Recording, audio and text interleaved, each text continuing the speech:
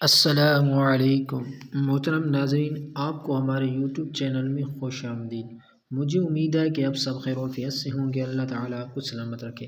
اگر آپ نے ہمارے یوٹیوب چینل کو سبسکرائب نہیں کیا تو ہمارے یوٹیوب چینل کو لازمی سبسکرائب کریں، ویڈیو کو لائک کریں، شیئر بھی ضرور کریں۔ چلتے ہیں آپ ویڈیو کی طرف۔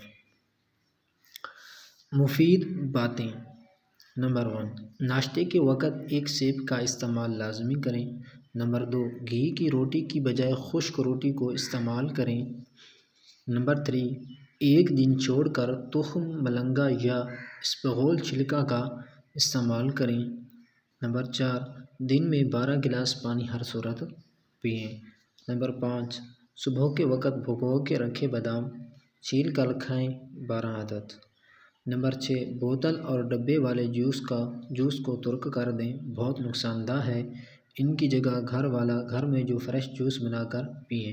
نمبر 7، روزانہ اپنے ہاتھ کی ہتھیلیوں اور پاؤں کے تلیوں پر تیل لگا کر سوئیں۔ ناک میں 3 قطرے تیل ڈالیں، یہ کافی بیماریوں سے محفوظ رکھتا ہے۔